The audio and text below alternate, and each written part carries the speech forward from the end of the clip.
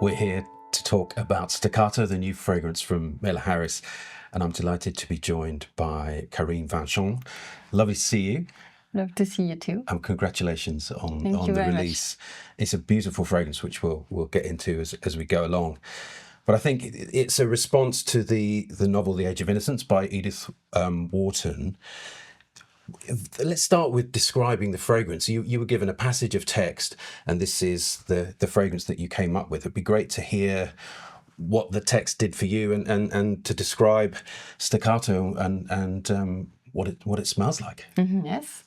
As you said, the Age of Innocence is a book that have inspired me for the fragrance. And this book speaks about forbidden love. Right. Yes, so it was very important to have this impression of something quite complex in the fragrance. Yes, very sophisticated. And it's about also the high society expectations. So you can imagine that I didn't want something very too simple because the subject is quite hard. So I wanted something very strong. And what did that do for you in terms of raw materials and fragrance notes? What did that passage of text suggest to you? In the text, in fact, I have searched all the words that refer to the different senses or feelings or emotions. Yeah. So, for example, it is about the fireside. So I put some very smoky notes. And for that, I have think about some raw materials like the Chinese cedarwood, which is very smoky. Right. Yes, yeah. The tobacco, and also the cade. I see. Yes, okay. For example, but at one moment there is an archer who has his feet on the logs. So I use very much woody notes also. Right. That's why you can smell the vetiver, the patchouli, the sandalwood. Yeah. Very much. The cedarwood too, many woods. And in terms of this text as an inspiration, is it necessary for you, or did you want to read the whole novel, or did you stay quite true to the passage that you were given? Did you want more context? I stay on the text. Yeah. But I have seen the adaptation. Because there is a film, isn't there? Yes, exactly. Yeah. With Michelle Pfeiffer, and so I had a global vision of the book. Yeah. But I was focused on this text because it's a text very rich by himself. So I had enough inspiration in this text. So it's enough what was on that page. Because it's about also the Pharaoh Bazaar. Right. And it was very important for me because I had imagined the smell of leather, and you can smell very very strong this smell in the perfume. Shall we have a smell? Let's have a smell. Course. Yeah. With pleasure. Thank you.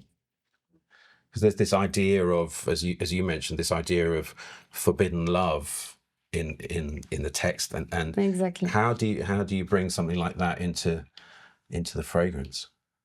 I put a part of rose. Right. And in the text we can it's about also Jacqueminot rose and dried rose. Right. And for me the rose is a good symbol for the love. Yeah.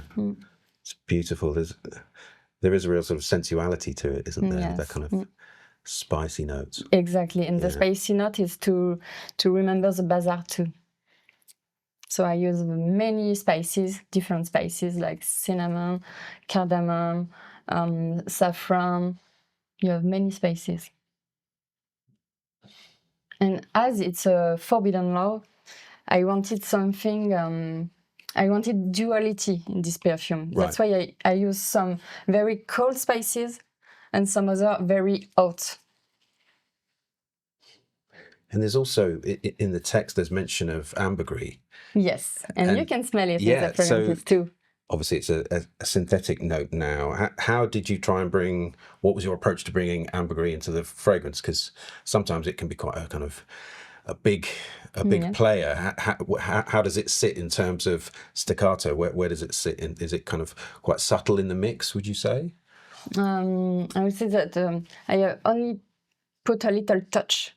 So it's very subtle, but it's very long-lasting on the skin. Yeah. And it adds some sensuality to the perfume. It definitely does. It definitely does.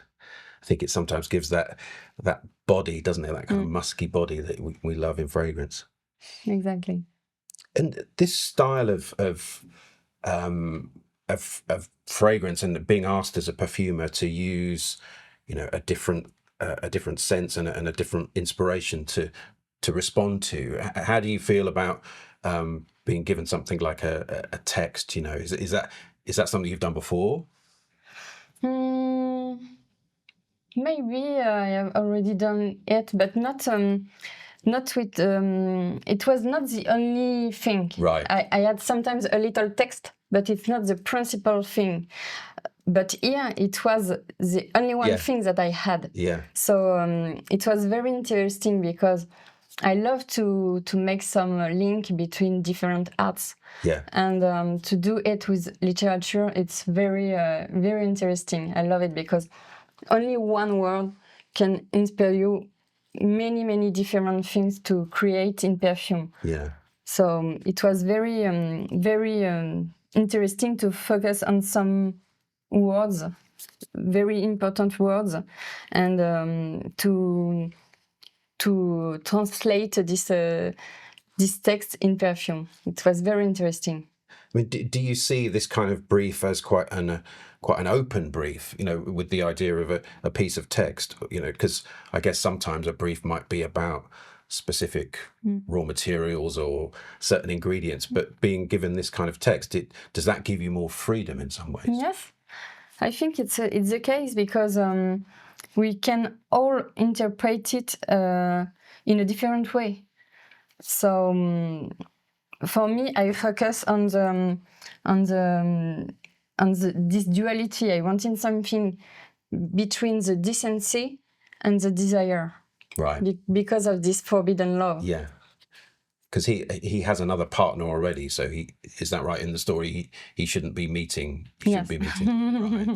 Got you. Yes, and I very quickly add the first formula, if you want, something very simple, very clear in my mind. But after we work with Alex and we do many trials to obtain this result. And I remember the last thing that we had, it was the honey note, because we thought that something was missing. Right. And we thought about this love and we wanted to add something very sweet, but we goes very well with all the other elements. So with spices, with vetiver, with the leather, the honey note was perfect, and it was the finished product. And can you tell me a bit more about some of the naturals, some of the sort of hero ingredients in the fragrance? Miller Harris are very well known for using naturals. Yes, and I love to use naturals, yes, because we have a very beautiful palettes of naturals in Robertet. So I use many spices. As I told you, it's cinnamon, cardamom, clove bud, and an organic ginger, which is very, very good. Yeah. Yes. The ginger's beautiful in this, isn't yes. it? Yeah, it's come out really well. And for the wood, I use a cedar wood, of course. Yeah. And I use a co-distillation of the vetiver. It's called Fixiver, and it's a specialty that we obtain by co-distillation between the vetiver and the vertofix. Right. Yes, okay. And it's a very good raw material. Yeah. And what would you like the wearer? What kind of feeling would you like to evoke in the person that's wearing this perfume? What do you imagine if someone at home sprays this fragrance? You know, what would you like them to feel?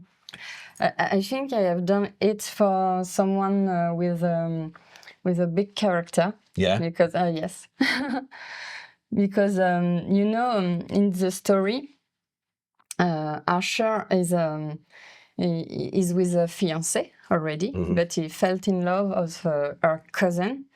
But he decide together, the countess also, they decide to not to begin a love story, because he want to stay Loyal to, yeah, exactly.